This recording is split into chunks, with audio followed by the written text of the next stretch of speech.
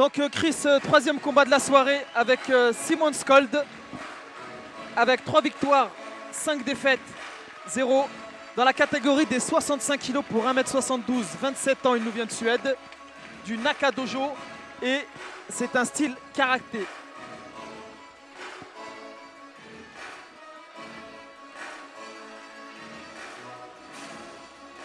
On vient de voir la collade avec Akhtar Martin, donc évidemment ils sont à mon avis du même club ou se sont souvent entraînés ensemble.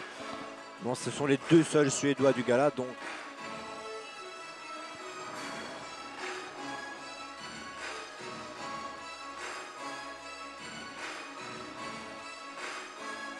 là on est dans la catégorie un petit peu au-dessus et 65 kg.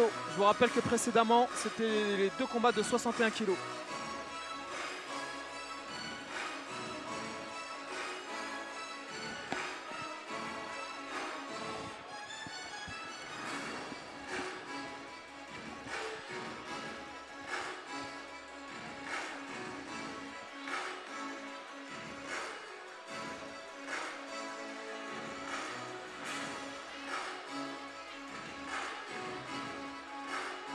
Donc entrée dans la cage de Simon Skold. bien taillé hein, pour un 65 kg aussi. En général, ces catégories sont bien affûtées. Il n'y a pas beaucoup de place pour la graisse.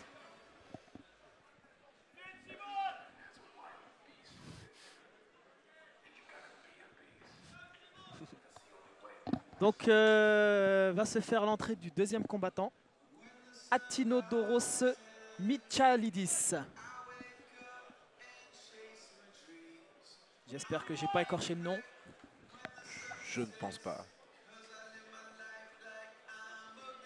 Donc il a un palmarès de 4 victoires pour 2 défaites, 65 kg, 1m75, 30 ans. Il nous vient d'Angleterre, la top titan, et dans un style MMA.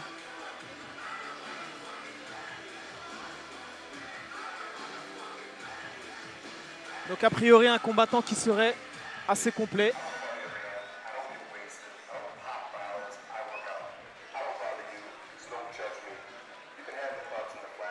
Comme on peut le voir, il est accompagné de Brad Pickett, combattant UFC, exactement, vétéran du Cage Warrior, si je ne dis pas de bêtises. Non, tout à fait.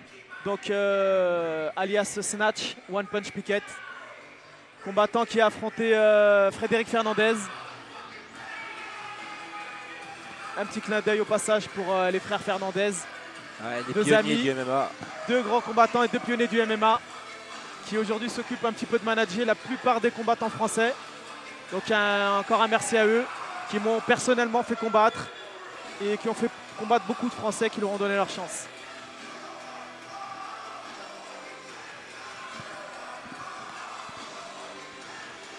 Donc quand on est accompagné de combattants tels que Brad Pickett, ça a l'air sérieux.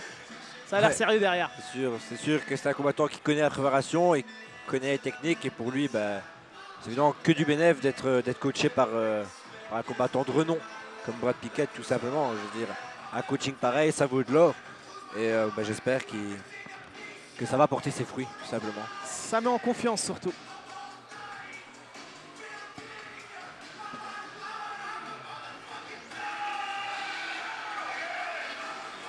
Sacré physique hein, pour 65 kg. Hein. Et je me disais, 1m75 et 1m75, autant pour moi, et 65 kg, c'est déjà... pas mal, hein. C'est déjà très très bien.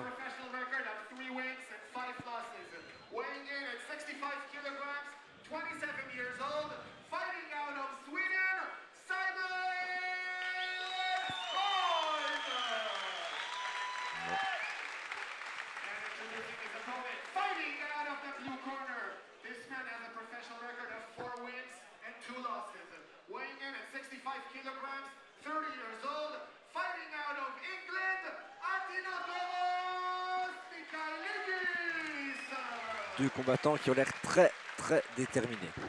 On met un combat explosif. Ah. Un face-to-face rapide. Il m'a l'air assez explosif Atinodoros. Une garde très mobile. On voit le karaté qui revient directement chez Simone. Ouais, ça nous fait rappeler un petit peu Lyoto Machida. Exactement. Exactement. Et là, Donc tout de suite le clinch lutte corps à corps.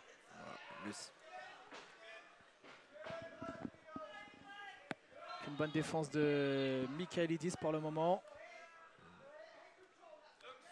Un contrôle. Il devrait à mon avis essayer de le remettre. Voilà. Ouh. Une amenée au sol ratée, mais il garde le contrôle. Combattant assez solide. Hein. On sent Michaelidis prêt à taper. Hein. Si le clinch se relâche, à mon avis. En sortie, il y aura des coups. Simone qui devrait, à mon avis, engager un peu plus son bras gauche. On sent quand même la puissance du côté des deux combattants. Hein. Bonne défense de lutte. Donc, très belle défense de single leg. Bien de côté contre la cage. Et un genou qui malheureusement ne fait pas beaucoup de dégâts.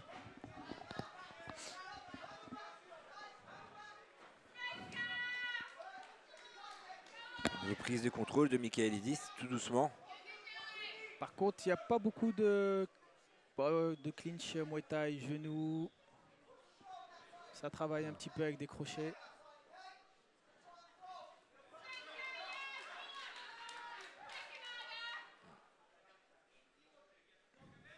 Ah, ça va relancer le combat.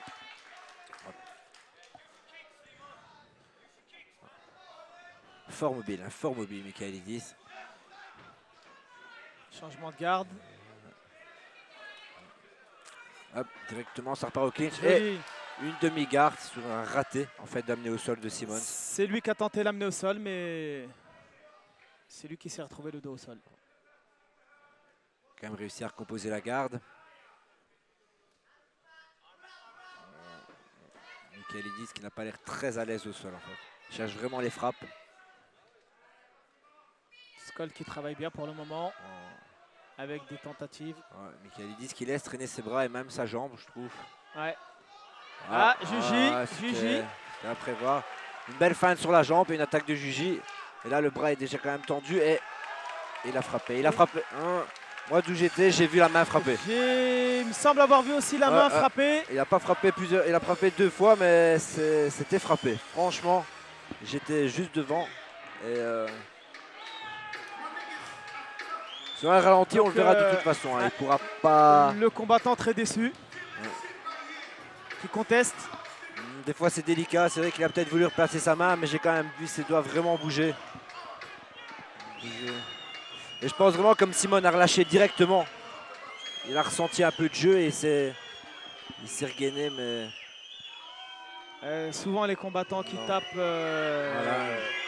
disent qu'ils n'ont pas tapé. Après, il faut voir le ralenti des caméras, mais il a l'air vraiment mécontent. Donc il se pourrait qu'il n'ait pas tapé, je ne sais pas, Chris. Moi j'ai vu un Juji vraiment très bien engagé, ouais, un bras vraiment tendu. Et c'est au moment où il a frappé que... Toujours délicat. C'est toujours litigé, ouais.